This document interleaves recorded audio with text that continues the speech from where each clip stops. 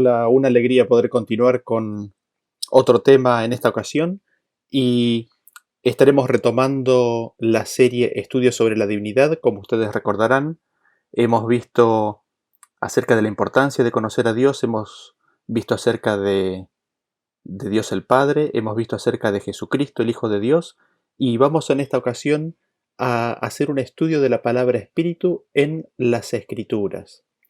Y quizás lo primero que quisiera notar en este estudio, quisiera comenzar, es con lo que Jesús dijo orando al Padre en Juan 17:3. Dice, y esta es la vida eterna, que te conozcan a ti, al único Dios verdadero, y a Jesucristo a quien has enviado. Vemos aquí que la vida eterna consiste en conocer al único Dios verdadero, al Padre, y en conocer a Jesucristo a quien el Padre ha enviado. Lo que notamos aquí es que no está incluido el Espíritu Santo. No nos es necesario, para tener la vida eterna, poder definir con precisión qué es el Espíritu Santo.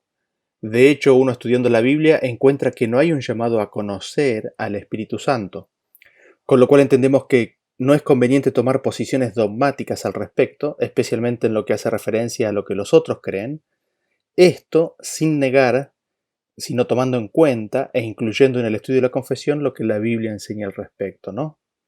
Entonces, respecto de la palabra espíritu, y sin creer que vamos a agotar en los próximos estudios lo revelado en las Escrituras, veamos en primer lugar el significado de su palabra en el idioma original. Como ustedes seguramente saben, la Biblia fue escrita en dos idiomas primariamente, en hebreo y en griego. Ahora, la palabra espíritu en hebreo es ruach. Y tiene el significado de viento. Estamos mirando la definición dada por el diccionario Strong. Tiene el significado de viento por semejanza a aliento o una exhalación sensible e incluso violenta, figuradamente vida, ira, insustancial, por extensión región del cielo, por semejanza a espíritu pero solo de un ser racional, incluyendo su expresión y funciones. Aire, aliento, ánimo, enojo, espíritu, hálito, ímpetu, ira, lado, respiración, soplar, soplo, tempestuoso, vacío, en vano, viento. Esos son los significados que la palabra que es traducida como espíritu en hebreo, ruach, tiene. Ahora, si nosotros vamos a la palabra en griego es neuma, del número 4151 del diccionario Strong, significa corriente de aire, respiración, soplo o brisa. Por analogía o figuradamente un espíritu, por ejemplo humano, el alma racional, principio mental, disposición, ángel, demonio o Dios divino, ¿no? Espíritu de Cristo, el Espíritu Santo, aliento, espíritu espiritual, viento. Y nos pide comparar con la palabra número 5590. Ese es el significado que encontramos que nos da el diccionario Strong de la palabra espíritu en sus idiomas originales. Y como verán ustedes, muchas de estas palabras o definiciones son tomadas así como han sido traducidas al español en la Biblia. Y quisiera hacer una revisión básicamente de todos estos conceptos y cómo se encuentran expresados en la Biblia. Y para ello vamos a adentrarnos en el primer significado que habíamos visto. La palabra ruach en hebreo significa viento. Veamos a continuación algunos ejemplos sencillos de esto. Por favor, tome en cuenta que todos los versículos que vamos a citar a continuación, la palabra espíritu estará resaltada en otro color, estará resaltada en negrita, ¿no? Así que el primer versículo que quizás podemos leer es el que se encuentra en Génesis capítulo 8, en el versículo 1, que dice: y se acordó Dios de Noé y de todos los animales y de todas las bestias que estaban con él en el arca, e hizo pasar Dios un viento sobre la tierra y disminuyeron las aguas. Vemos aquí como luego del diluvio Dios envió un viento, dice, un ruach, para secar la tierra. Esa es la palabra allí a la cual estamos haciendo referencia, y ese viento fue enviado para secar la tierra, para desplazar el agua que estaba sobre la superficie de la tierra. Veamos otro versículo y otro ejemplo de esto. Se encuentra en el libro de Éxodo capítulo 10, a partir del versículo 13 dice: Y extendió Moisés su vara sobre la tierra de Egipto, y Jehová trajo un viento oriental sobre el país todo aquel día y toda aquella noche, y al venir la mañana el viento oriental trajo la langosta. Entonces Jehová trajo un fortísimo viento occidental, recién salté a leer el 19, perdón, y quitó la langosta y la arrojó en el mar Rojo. Ni una langosta quedó en todo el país de Egipto. Vemos aquí entonces cómo previo a la liberación del pueblo de Israel de la tierra de Egipto, Jehová trae un viento que trae la langosta. Primero un viento oriental y luego trae otro viento, otro ruaj. Aquí por segunda o tercera vez tenemos la palabra viento. Esta vez un viento occidental que se lleva a toda la langosta. Veamos un versículo más de ejemplo como esto, de un ejemplo del uso de esta palabra como viento, y se encuentra en el libro de Eclesiastés capítulo 11 versículo 4. Dice: El que al viento observa no sembrará, y el que mira las nubes no segará. Como tú no sabes cuál es el camino del viento, o cómo crecen los huesos en el vientre de la mujer encinta, así ignoras la obra de Dios, el cual hace todas las cosas. Y seguramente aquí esta cita de Salomón nos suena conocida. Ven ustedes cómo nos dice que no nos es posible observar el camino del viento, del ruaj, ahí tenemos la palabra. Así tampoco nos es posible ver cómo crecen los huesos en el vientre de la mujer encinta. Es a este versículo que Jesús hace referencia cuando, hablando con Nicodemo, le dice así en Juan 3, del 5 en adelante. Él le dice: de cierto te digo que el que no naciere de agua y del Espíritu no puede entrar en el reino de Dios. Lo que es nacido de la carne, carne es, y lo que es nacido del Espíritu, espíritu es. No te maravilles de que te dije: os es necesario nacer de nuevo. El viento sopla de donde quiere y oye su sonido, mas ni sabes de dónde viene ni a dónde va. Así es todo aquel que es nacido del Espíritu. Jesús así toma del significado que está en hebreo de la palabra espíritu y vincula la enseñanza de la obra de Dios con la tarea del Espíritu y la compara con el viento. Ahora, habiendo visto esto, vemos que hay otros significados de la palabra como consecuencia de que uno de sus significados es viento. Al decir viento y al venir los vientos de una dirección y también de otra, se les da algunas muy pocas veces el significado de lado o costado y también de una región del cielo. Véanlo en el siguiente versículo, en Ezequiel capítulo 42, en el versículo 16 dice: midió el lado oriental con la caña de medir, 500 cañas de la caña de medir alrededor. Aquí la palabra es al lado, y así lo va a hacer en los próximos versículos. Dice el 17: midió al lado del norte 500 cañas de la caña de medir alrededor. Midió al lado del sur 500 cañas de la caña de medir. Rodeó al lado del occidente y midió 500 cañas de la caña de medir. A los cuatro lados, y ahí a los cuatro lados tenemos nuevamente la palabra ruaj, lo midió. Tenía un muro todo alrededor de 500 cañas de longitud y 500 cañas de ancho. Allí donde ha sido traducido como lado en este versículo está la palabra ruaj en el original hebreo. Vemos así entonces cómo la palabra ruaj puede tener este significado, el significado de lado,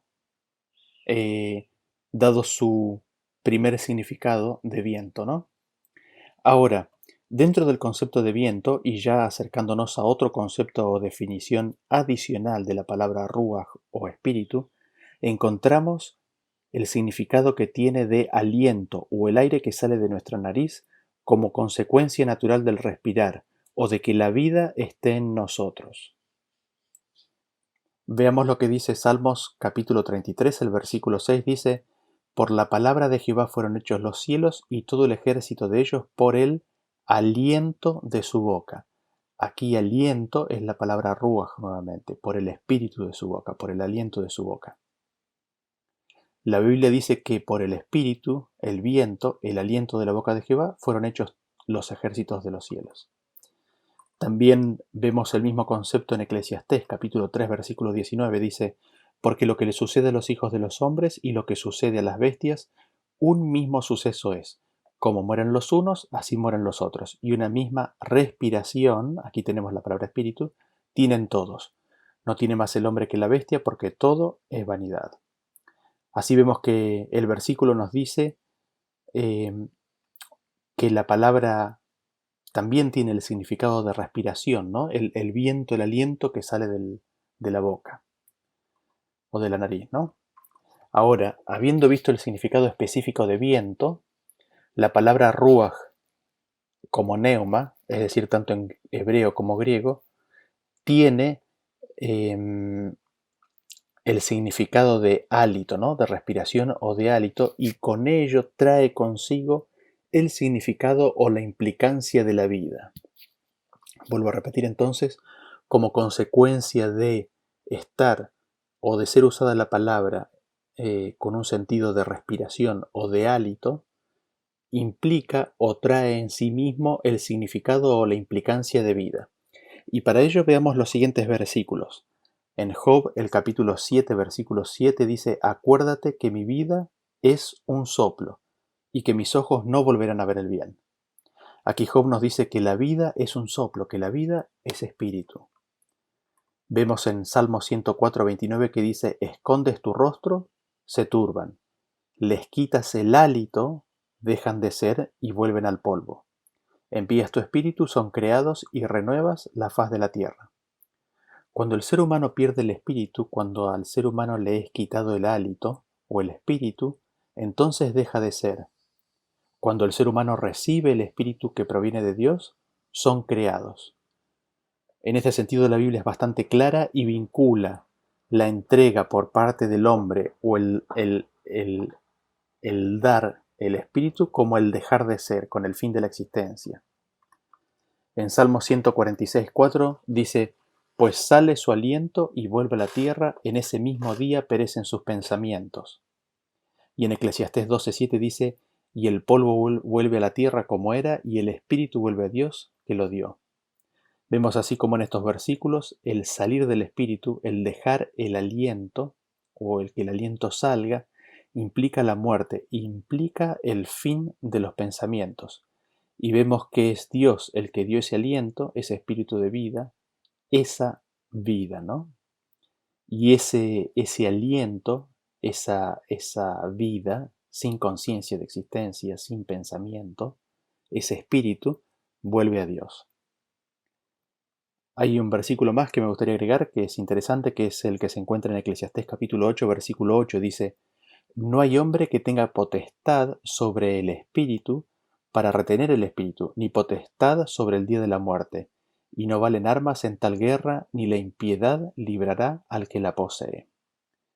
Vemos que el hombre no tiene poder, no tiene potestad sobre su espíritu, no lo puede retener. Vemos así como el tener o no tener el espíritu está definido con estar vivo o con estar muerto. Ahora, dentro de esto, una de las principales declaraciones de las Escrituras se encuentra hablando, ¿no?, de la vida y del espíritu, en la afirmación de que los ídolos son falsos dioses porque no hay espíritu en ellos, es decir, no hay vida. Y como ejemplo leamos Jeremías capítulo 51, versículo 17, dice: Todo hombre se ha infatuado y no tiene ciencia, se avergüenza todo artífice de su escultura, porque mentira es su ídolo, no tiene espíritu. ¿Por qué es mentira? ¿Por qué es un ídolo? ¿Por qué es mentira ese ídolo? Porque no tiene espíritu. Y veamos un par más de versículos que nos muestran este vínculo entre la palabra espíritu y vida. En Santiago capítulo 2, 26 dice: Porque como el cuerpo sin espíritu está muerto, así también la fe sin obras está muerta. Aquí Santiago mismo nos dice que el cuerpo sin espíritu está muerto. Y en el milagro de Jesús que vamos a leer a continuación está descrito de la misma manera. En Lucas 8:52 dice: Y lloraban todos y hacían lamentación por ella. Pero él dijo: No lloréis, no está muerta, sino que duerme. Y se burlaban de él sabiendo que estaba muerta. Mas él, tomándola de la mano, clamó diciendo: Muchacha, levántate. Entonces su espíritu volvió, e inmediatamente se levantó, y él mandó que se le diese de comer. Aquí Jesús resucita a una muchacha, y cuando lo hace, el espíritu de ella le vuelve. Resumamos entonces lo que hemos visto hasta ahora. El primer significado que hemos visto que la palabra tiene en su idioma original es viento. Dentro de este significado, en algunas pocas ocasiones, se usa la palabra para dar la idea de un lado o de una región del cielo. Asimismo, en consonancia con la palabra viento, vimos que tiene también el significado de hálito, el aire o el viento de la nariz. Ahora, este particular significado de viento tiene una estrecha relación con el tener o no tener la vida. Y así lo vimos en los versículos recién citados, donde ahora tener el espíritu es estar vivo, y cuando el ser humano entrega el espíritu muere. El cuerpo sin espíritu está muerto, no tiene conciencia de existencia, está muerto, cesan los pensamientos. Y recordamos que no hay poder en el hombre para retener el espíritu o la vida. Vimos así estrecha relación entre la vida o estar vivo y el espíritu. Esta estrecha relación es tan así que de hecho encontramos que se identifica a seres vivos como espíritu. Y esto lo vamos a ver a continuación tanto en los ángeles como en los seres humanos. Leamos en primer lugar Lucas capítulo 33 y vamos a ver esto primeramente en los ángeles, ¿no? Lucas capítulo 4 versículo 33 dice: estaba en la sinagoga un hombre que tenía un espíritu de demonio inmundo, el cual exclamó a gran voz. 36. Y estaban todos maravillados y hablaban unos a otros diciendo: ¿qué palabra es esta que con autoridad y poder manda a los espíritus inmundos y salen? Vemos aquí que en la sinagoga a la cual fue Jesús había un hombre que estaba poseído por un espíritu de demonio, por un espíritu inmundo. Veamos otro versículo en el libro de Lucas capítulo 9 a partir del versículo 39. Dice: y sucede que un espíritu le toma y de repente da voces y le sacude con violencia y le hace echar espuma y estropeándole, a duras penas se aparta de él. Seguimos en el 42 y dice: y mientras se acercaba el muchacho, el demonio le derribó y le sacudió con violencia. Pero Jesús reprendió al espíritu inmundo y sanó al muchacho y se lo devolvió a su padre. Vean ustedes cómo en este versículo es un espíritu el que toma al muchacho, pero después dice que es un demonio, entendiendo el demonio como un ángel caído, y luego Jesús reprende al espíritu inmundo. Vemos entonces así como a los ángeles caídos o a los demonios se los llama espíritus, y en muchos versículos se dice que son espíritus inmundos. Vean este versículo en Mateo 10, versículo 1, como una muestra de muchos más que hay para confirmación. Dice allí que Jesús llamó entonces a sus 12 discípulos y les dio autoridad sobre los espíritus inmundos para que los echasen fuera y para sanar toda enfermedad y toda dolencia. Ahora, la palabra espíritu no solo se usa para hacer referencia a los ángeles caídos, sino que también la Biblia los usa para hacer referencia a los ángeles que obedecen a Dios, a sus ángeles. Véanlo ustedes así en los siguientes versículos, quizás en el más conocido. Su primera referencia en el Antiguo Testamento, en Salmo 104.3, dice así, hablando de Jehová, ¿no? Que establece sus aposentos entre las aguas, el que pone las nubes por su carroza, el que anda sobre las alas del viento, aquí tenemos ruaj, el que hace a los vientos, ruaj nuevamente, sus mensajeros y a las flamas de fuego sus ministros. En este versículo, primero hablando de Dios, nos dice que anda sobre las alas del viento. Y luego dice, también hablando de Dios, que Él es el que hace a los espíritus, Él hace a los vientos, a los espíritus, sus mensajeros. Dios hace a los espíritus que lo rodean sus mensajeros. Ellos envían el mensaje que Dios, o llevan el mensaje que Dios manda. Ahora la palabra mensajero allí es ángel. Es decir, Él utiliza a los espíritus, a los seres vivos que lo rodean, a los ángeles, como sus mensajeros. Y eso está repetido en el Nuevo Testamento. Pablo lo dice en el libro de Hebreos capítulo 1, en el versículo 7 dice: ciertamente de los ángeles dice, el que hace a sus ángeles espíritus y a sus ministros llama de fuego. Y el 14 dice: ¿no son todos espíritus ministradores enviados para servicio a favor de los que serán herederos de la salvación? Dios hace a sus espíritus, a sus ángeles, a los ángeles que lo rodean, sus mensajeros, su mensajero o sus mensajeros. Él hace a sus ángeles espíritus, es decir, les da vida, los hace seres vivos. Y todos estos ángeles que trabajan y son fieles a Dios son todos espíritus ministradores, es decir, que ministran, que están al servicio de los hijos de Dios en esta tierra, cumpliendo los designios de Dios. Ahora, esto respecto de los ángeles. Vimos esas referencias a los cuales seres vivos y específicamente a los ángeles se los llama como espíritu para identificarlos.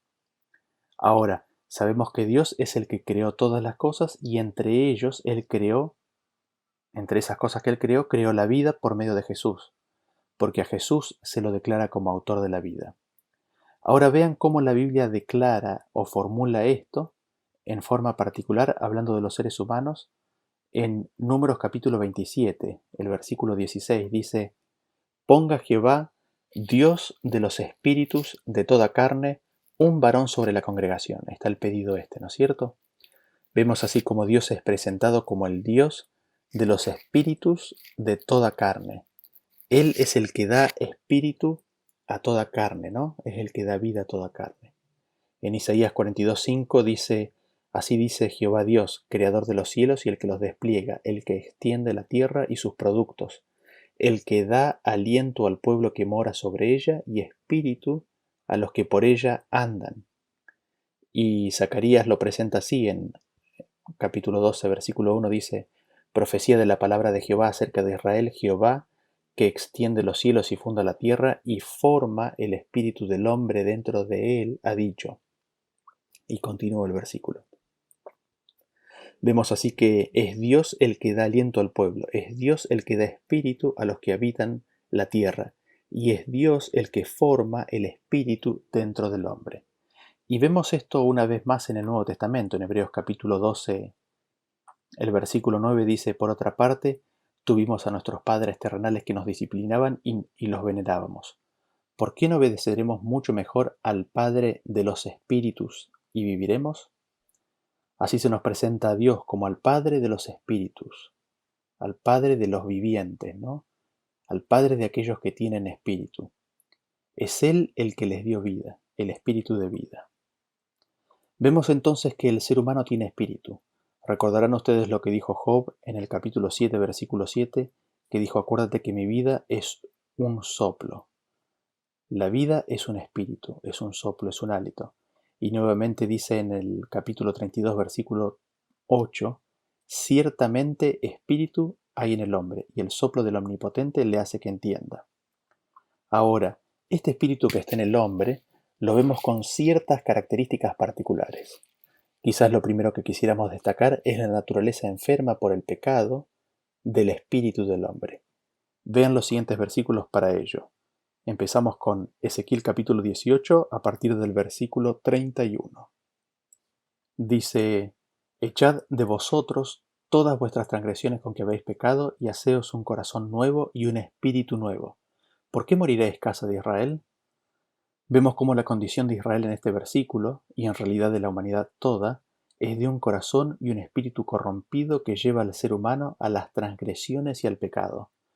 Noten ustedes la relación del modelo divino presente en este versículo, la relación fuente-canal. El corazón, el espíritu del hombre está corrompido y esto se manifiesta en transgresión y pecado. Por eso la apelación que Dios hace de que nos hagamos de un corazón nuevo, de un espíritu nuevo. Y esto está en consonancia con lo que dice el salmista en el capítulo 51, el versículo 10. Dice: Crea en mí, oh Dios, un corazón limpio y renueva un espíritu recto dentro de mí. No me eches delante de ti y no quites de mí tu santo espíritu. Vuélveme el gozo de tu salvación y espíritu noble me sustente. El 17 dice: Los sacrificios de Dios son el espíritu quebrantado, al corazón contrito y humillado no despreciarás tú, oh Dios. Aquí el salmista reconoce su condición y pide a Dios que le dé un espíritu recto, que se recree, que le dé un espíritu nuevo dentro de sí, un espíritu recto. Esa condición, la que vemos allí del salmista implorando por un espíritu nuevo, es la condición que él enseguida describe como la de tener un espíritu quebrantado, de corazón contrito y humillado. Y Dios puede renovar el espíritu del hombre, y vean hasta qué punto lo puede hacer, que está descrito así en Hebreos 12:23. Dice: a la congregación de los primogénitos que están inscritos en los cielos, a Dios el juez de todos, a los espíritus de los justos hechos perfectos. Aquí vemos los espíritus de hombres calificados como justos, habiendo sido hechos perfectos, aquellos que aceptaron la plenitud de la renovación del espíritu que Dios quiere hacer en el hombre. Ahora, habiendo dicho eso, vemos significados adicionales o contenidos adicionales en lo que hace referencia al espíritu en el hombre. En Josué capítulo 2, versículo 11 dice: oyendo esto, ha desmayado nuestro corazón, ni ha quedado más aliento, allí está la palabra espíritu, en hombre alguno por causa de vosotros, porque Jehová vuestro Dios es Dios arriba en los cielos y abajo en la tierra. Vemos cómo aquí la palabra aliento o espíritu o ruaj está siendo equiparada con la palabra ánimo. Dice el versículo que se quedaron sin ánimo. Vean ahora cómo este ánimo, este aliento o este espíritu puede volver a ser revivido en el siguiente versículo. En Génesis capítulo 45, el versículo 27, dice que ellos, los hermanos, le contaron todas las palabras de José. ¿A quién? A Jacob, que él les había hablado, y viendo Jacob los carros que José enviaba para llevarlo, su espíritu revivió. Vemos entonces que el ser humano estando vivo puede tener altibajos en su espíritu. Y no estamos diciendo nada nuevo con esto, ¿no?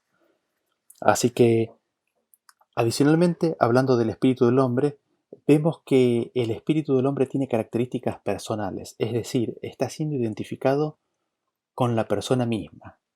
Dicho de otra manera, vemos en que el espíritu del hombre se presentan características propias de una persona, siendo ella misma, valga la redundancia, ¿no? Y veamos algunos ejemplos de ello. En 1 Samuel 1:15 dice: y Ana le respondió diciendo: no, señor mío, yo soy una mujer atribulada de espíritu, no he bebido vino ni sidra, sino que he derramado mi alma delante de Jehová. Aquí vemos cómo el espíritu de Ana estaba atribulado. En 2 de Crónicas 36:22 dice: mas el primer año de Ciro, rey de los persas, para que se cumpliese la palabra de Jehová por boca de Jeremías, Jehová despertó el espíritu de Ciro, rey de los persas. En este versículo el espíritu de Ciro es despertado por Jehová. Vemos cómo el espíritu de una persona puede estar durmiendo y ser despertado, siendo el espíritu y dicha persona el mismo ser. Veamos dos versículos más en los Salmos. En Salmos 77:3 dice: me acordaba de Dios y me conmovía, me quejaba y desmayaba mi espíritu, me acordaba de mis cánticos de noche, meditaba en mi corazón y mi espíritu inquiría. En Salmo 143:4 dice: y mi espíritu se angustió dentro de mí, está desolado mi corazón. Vemos así aquí como el salmista se desmayaba en su espíritu, vemos como su espíritu se angustiaba, vemos como su espíritu inquiría, o buscaba, o meditaba. Todas estas actividades las hace el espíritu de la persona misma sin desdoblar una de la otra, dado que el espíritu del ser es ella misma. Veamos esto mismo en otro versículo, en Daniel capítulo 2, el versículo 1 dice que en el segundo año del reinado de Nabucodonosor, tuvo Nabucodonosor sueños y se perturbó su espíritu, se le fue el sueño. El 3 dice: y el rey les dijo: he tenido un sueño y mi espíritu se ha turbado por saber el sueño. Vemos aquí como el espíritu de Nabucodonosor se turbó luego del sueño. Vemos como el espíritu de una persona puede ser turbado. Y vemos que el espíritu de Nabucodonosor y Nabucodonosor mismo son el mismo ser, están haciendo referencia al mismo ser.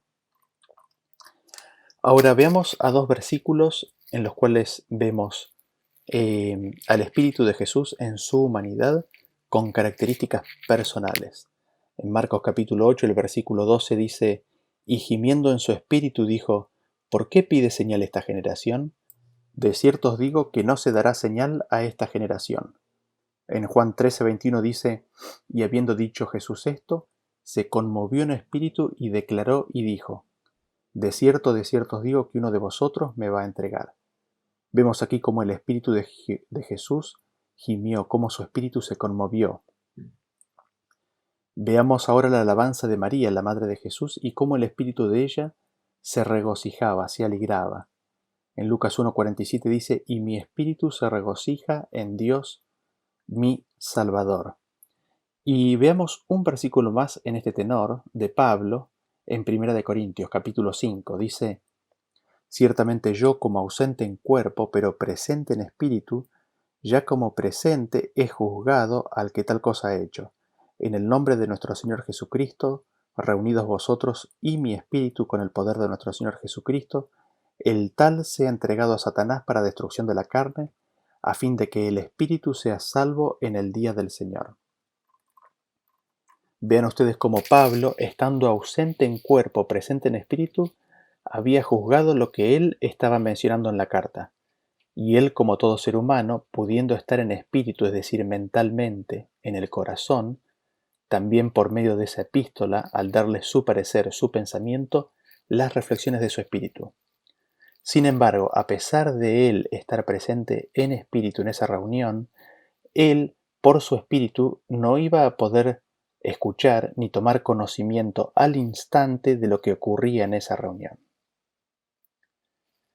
Ahora, sigamos con este versículo. ¿Cuál es la finalidad de esa reunión y del consejo que estaba dando Pablo? La finalidad es que el espíritu de la persona pecadora sea salvo, dice, a fin de que el espíritu sea salvo en el día del Señor Jesús. Vemos así como el espíritu en el hombre también se lo equipara o se lo identifica con el ser o con la persona misma. Ahora, habiendo dicho todo esto, vemos, y es como una consecuencia natural de lo visto hasta aquí, que otro significado que encontramos que se le da a la palabra espíritu es el de mente. Vean ustedes cómo ha sido utilizado en Primera de Crónicas 28:12. Dice así: asimismo el plano de todas las cosas que tenía en mente para los atrios de la casa de Jehová, para todas las cámaras alrededor, para las tesorerías de la casa de Dios y para las tesorerías de las cosas santificadas. La palabra ruach, la palabra espíritu aquí, es la que está traducida como en mente, ¿no? El plano de todas las cosas que tenía en su espíritu, en su mente. Y el versículo que se encuentra en Ezequiel 20:32 nos da la misma idea. Dice: y no ha de ser lo que habéis pensado, porque vosotros decís, seamos como las naciones, como las demás familias de la tierra que sirven al palo y a la piedra. Aquí la palabra traducida es pensado, y no de ser lo que habéis pensado o tenéis en vuestro espíritu. Vemos así entonces que la palabra espíritu en algunas ocasiones tiene una connotación o un significado de lo que está en la mente o el pensamiento. Ahora, siendo que vemos la palabra espíritu siendo utilizada con un significado de vida, e identificando también a la persona en sus atributos propios de persona, y adicionalmente algunas veces con el significado de mente, no sería de extrañar que la misma también tenga en algunas ocasiones la connotación de palabra, dado que la palabra es el canal, es la manifestación de la vida y de la mente. Y es así, vean ustedes como dice Job 6:26, dice: ¿pensáis censurar palabras y los discursos de un desesperado que son como el viento? Aquí la palabra viento es la palabra espíritu, ¿no? Las palabras, el discurso son como viento. En Job 8:2 dice: ¿hasta cuándo hablarás tales cosas? Y las palabras de tu boca serán como viento impetuoso. Allí vemos cómo Job compara a ciertas palabras como siendo viento o como siendo espíritu impetuoso. Dice: y las palabras de tu boca serán como espíritu impetuoso. Y vemos un versículo más donde vamos a ver que las palabras son la manifestación del espíritu que está en el hombre. En Job 15:13 dice: para que contra Dios vuelvas tu espíritu y saques tales palabras de tu boca. Vemos aquí que las palabras que salen de la boca son la manifestación, ¿no es cierto?, del espíritu, y consecuentemente también la palabra palabras está connotada en la palabra espíritu. Hagamos entonces un resumen de todo lo visto hasta ahora para poder continuar. El espíritu del hombre está corrompido. Es necesario para su salvación que su espíritu esté contrito, se considere pobre para que Dios le pueda dar un espíritu nuevo. Vimos que el espíritu del hombre también está vinculado con su estado de ánimo y vimos que el espíritu identifica al mismo ser, dándole al espíritu características personales. El espíritu del hombre puede alegrarse, puede conmoverse, puede angustiarse, puede inquirir, Y todas estas características personales no hacen que el espíritu de una persona y esa misma persona sean dos seres diferentes. No, evidentemente no.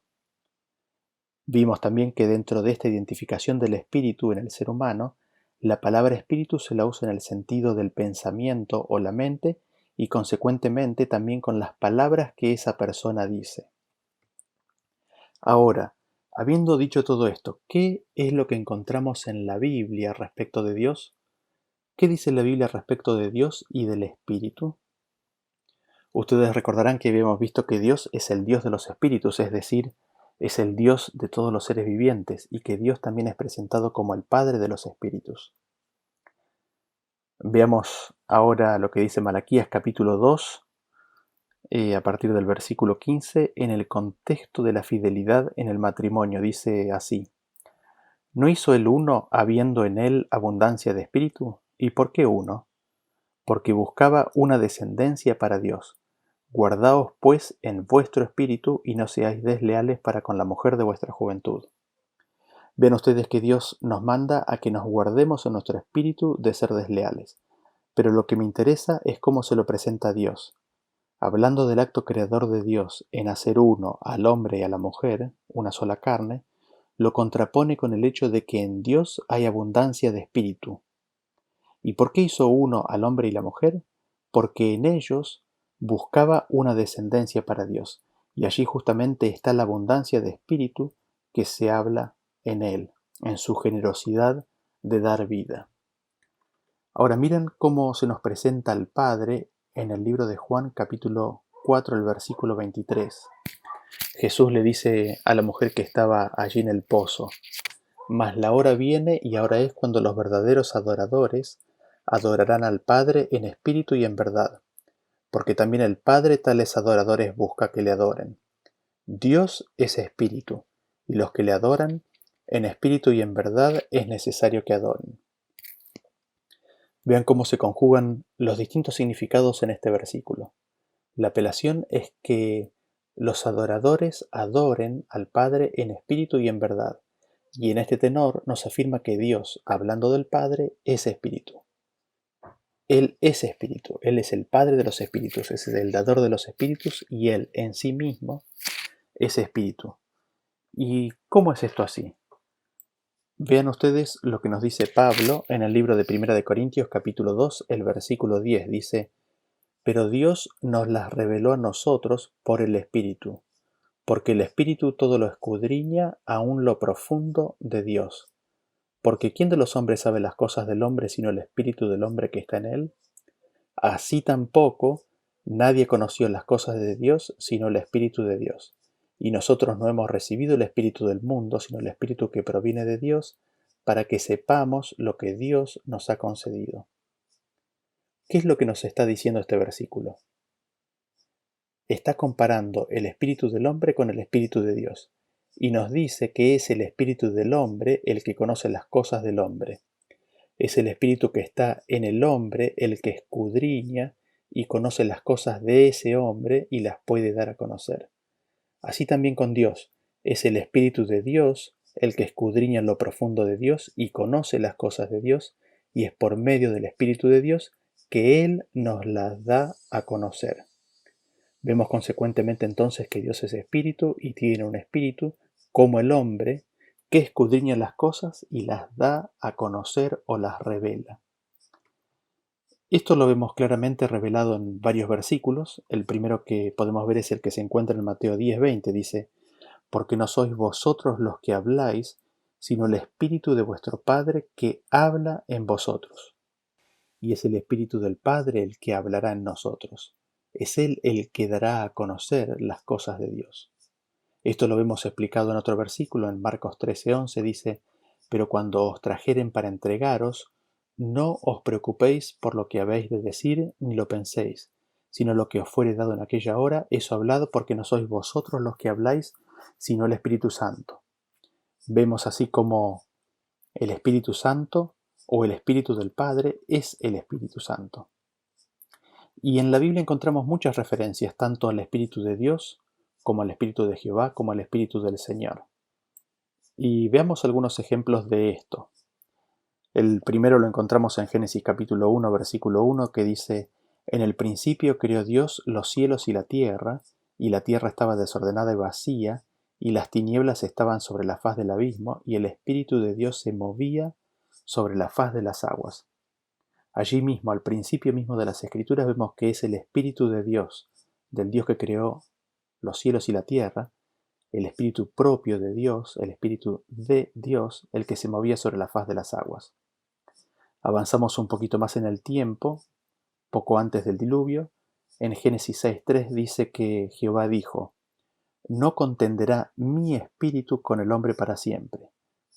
Jehová dice que no iba a contender su espíritu, su propio espíritu, con el hombre para siempre. Se ve que el espíritu de Jehová estaba apelando al ser humano. Se ve allí que es el espíritu de Jehová el que contiende con el hombre. Veamos otra instancia, la que se encuentra en Números capítulo 11. El 17 dice: Y yo descenderé y hablaré allí contigo, y tomaré del espíritu que está en ti, y pondré en ellos, y llevarán contigo la carga del pueblo, y no la llevarás tú solo. El 25 dice: Entonces Jehová descendió en la nube, y le habló, y tomó del espíritu que estaba en él, y lo puso en los 70 varones ancianos, y cuando posó sobre ellos el espíritu, profetizaron y no cesaron. Y habían quedado en el campamento 2 varones, llamados el uno Eldad y el otro Medad, sobre los cuales también reposó el espíritu. Estaban estos entre los inscritos, pero no habían venido al tabernáculo, y profetizaron en el campamento. Y Moisés le respondió: ¿Tienes tú celos por mí? Perdón, salté al 29 ahí, ¿no? ¿Tienes tú celos por mí? Ojalá todo el pueblo de Jehová fuese profeta, y que Jehová pusiera su espíritu sobre ellos. El espíritu que estaba en Moisés era, de acuerdo al mismo versículo, el espíritu de Jehová, era su espíritu. Hablando acerca del espíritu de Jehová, vemos al salmista decir en Salmos 139:7: ¿A dónde me iré de tu espíritu? ¿Y a dónde huiré de tu presencia? Vemos allí que no se puede huir de la presencia de Dios. Dios es omnipresente por medio de su espíritu. Luego leemos en Isaías capítulo 34, el versículo 16, que dice: Inquirid en el libro de Jehová y leed si faltó alguno de ellos. Ninguno faltó con su compañera, porque su boca mandó y los reunió su mismo espíritu. Vemos allí que la boca de Jehová los mandó, y que fue su propio espíritu el que los juntó. Y así como con el hombre, también con el Espíritu de Dios, vemos que se manifiestan características personales. Veamos algunas. En Hechos 8:29 dice: Y el Espíritu dijo a Felipe: Acércate y júntate a ese carro. El 39 dice: Cuando subieron del agua, el Espíritu del Señor arrebató a Felipe, y el eunuco no le vio más y siguió gozoso su camino. Vemos aquí que el Espíritu le habla a Felipe, luego que el Espíritu del Señor arrebata a Felipe. Veamos otro versículo donde vamos a ver cómo el Espíritu de Dios también manifiesta características personales.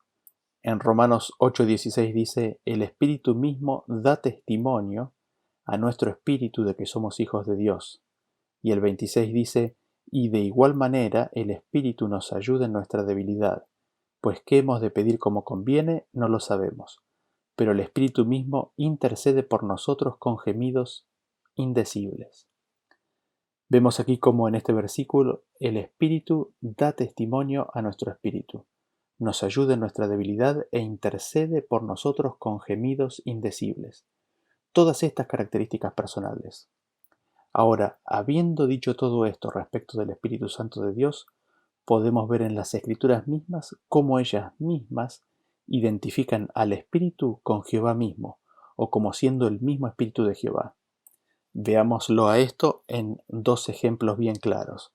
En Jeremías capítulo 31, versículo 31 dice: He aquí vienen días, dice Jehová, en los cuales haré nuevo pacto con la casa de Israel y con la casa de Judá, no como el pacto que hice con sus padres el día que tomé su mano para sacarlos de la tierra de Egipto, porque ellos invalidaron mi pacto, aunque fui yo un marido para ellos, dice Jehová.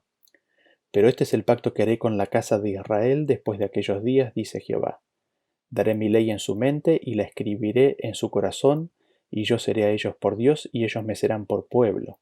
Y no enseñará más ninguno a su prójimo, ni ninguno a su hermano diciendo, conoce a Jehová, porque todos me conocerán, desde el más pequeño de ellos hasta el más grande, dice Jehová, porque perdonaré la maldad de ellos y no me acordaré más de su pecado.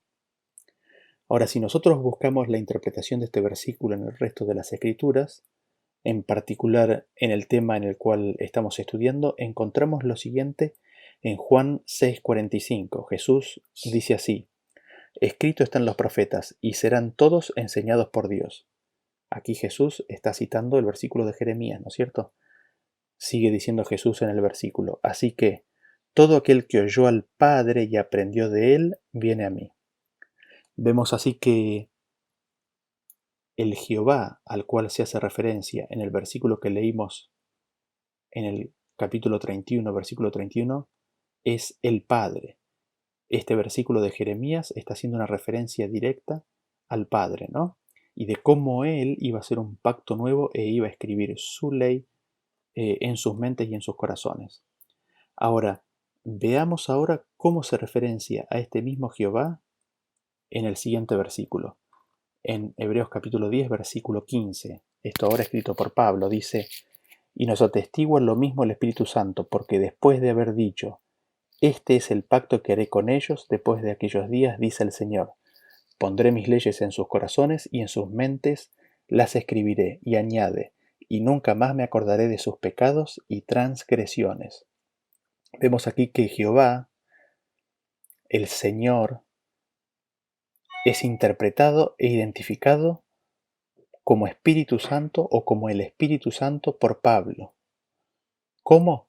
Al decir este versículo, que es lo mismo atestigua el Espíritu Santo, y citando el Espíritu Santo, en realidad está citando lo que Jehová mismo había dicho. Y veamos un ejemplo más. Este se encuentra en Hechos capítulo 28, el versículo 25, dice: y como no estuviesen de acuerdo entre sí, al retirarse, les dijo Pablo esta palabra: bien habló el Espíritu Santo por medio del profeta Isaías a nuestros padres, diciendo: ve a este pueblo y diles, de oído oiréis y no entenderéis, y viendo veréis y no percibiréis. Vemos así como Pablo nos afirma que es el Espíritu Santo el que habló por medio del profeta Isaías, y que fue el Espíritu Santo el que dijo: ve a este pueblo y diles, de oído oiréis y no entenderéis. ¿Y quién fue el que dijo eso? Esa cita la encontramos en el libro de Isaías, en el capítulo 6. En el versículo 8 dice: después oí la voz del Señor que decía: ¿a quién enviaré y quién irá por nosotros? Entonces respondí yo: heme aquí, envíame a mí. Y dijo: anda y di a este pueblo, oíd bien y no entendáis, ved por cierto, mas no comprendáis. Vemos aquí que es el Señor que dice estas palabras, y que Pablo en Hechos 28 había identificado como siendo el Espíritu Santo el que había dicho estas palabras. Y nos preguntamos: ¿qué Señor? Y leamos los primeros versículos. En Isaías capítulo 6 al versículo 1 dice: en el año que murió el rey Usías, vi yo al Señor sentado sobre un trono alto y sublime, y sus faldas llenaban el templo. El 5 entonces dije: ay de mí que soy muerto, porque siendo hombre inmundo de labios y habitando en medio de pueblo que tiene labios inmundos, han visto mis ojos al Rey, Jehová de los ejércitos. Vemos allí que el Señor es Jehová, el Rey, Jehová de los ejércitos. Si nosotros vamos a Juan capítulo 12, en el versículo 37 leemos que Jesús habló estas cosas, se fue y se ocultó de ellos. Pero a pesar de que había hecho tantas señales delante de ellos, no creían en él, para que se cumpliese la palabra del profeta que dijo: Señor, ¿quién ha creído nuestro anuncio y a quien se ha revelado el brazo del Señor? Por esto no podían creer, porque también dijo Isaías: cegó los ojos de ellos y endureció su corazón, para que no vean con los ojos y entiendan con el corazón y se conviertan y yo los sane. Isaías dijo esto cuando vio su gloria y habló acerca de él, es decir, de Jesús. Vemos así como Isaías nos presenta al Señor, a Jehová de los ejércitos, que luego Juan, en el versículo que leímos recién del capítulo 12, identifica como siendo Jesús mismo. Es Jesús ese Señor, ese Jehová de los ejércitos que vio Isaías, y Pablo lo cita o lo identifica como siendo el Espíritu Santo. El que habló, Jesús hablando, en Isaías capítulo 6, Pablo lo menciona como siendo el Espíritu Santo hablando. Concluyendo entonces esta primera parte del estudio de la palabra espíritu en la Biblia, hemos tratado de cubrir bastante terreno, encontramos que el primer significado que hemos visto que la palabra tiene en su idioma original es viento. Asimismo, en consonancia con la palabra viento, vimos que tiene también el significado de hálito, el aire o viento de la nariz. Vemos una estrecha relación entre la vida o estar vivo y el espíritu. Esta estrecha relación es tan así que de hecho encontramos que se identifica a seres vivos como espíritus. Y esto lo vemos tanto con los ángeles como con los seres humanos. El espíritu del hombre está corrompido. Es necesario para su salvación que su espíritu esté contrito, se considere pobre, para que Dios le pueda dar un espíritu nuevo. Vimos que el espíritu del hombre también está vinculado con su estado de ánimo, y vimos que el espíritu identifica al mismo ser, dándole al espíritu características personales. El espíritu del hombre puede alegrarse, conmoverse, angustiarse, inquirir, y todas estas características personales no hacen que el espíritu de una persona y esa persona misma sean dos seres diferentes. Vimos también que Dios tiene abundancia de espíritu y de que el Padre es espíritu. Vimos que así como el espíritu del hombre que está en el hombre escudriña las cosas del hombre y las da a revelar, dentro de las limitaciones propias de la humanidad, así también de la misma manera el Espíritu de Dios escudriña las cosas profundas de Dios y las da a revelar. Vimos que el Espíritu del Padre es llamado Espíritu Santo. Vimos cómo Dios es omnipresente por su Espíritu. Vimos cómo el Espíritu de Dios se manifiesta, contiende con el hombre, intercede con gemidos indecibles y manifiesta otras características personales como el de ser contristado y dar instrucciones al ser humano. También vimos cómo los escritores de la Biblia identificaron al Espíritu Santo con Jehová, como siendo procedente del Padre, y también vimos cómo los escritores de la Biblia identificaron al Espíritu Santo como siendo Jehová de los ejércitos, como siendo el Señor, como siendo Jesús mismo. Y así entonces terminamos con esta primera parte del estudio de la palabra espíritu en la Biblia. Los invitamos a que vean la próxima presentación en la cual nos vamos a enfocar en el Consolador y en los versículos que hacen referencia al Consolador en la próxima entrega. Así que hasta la próxima. Muchas gracias. Hasta luego.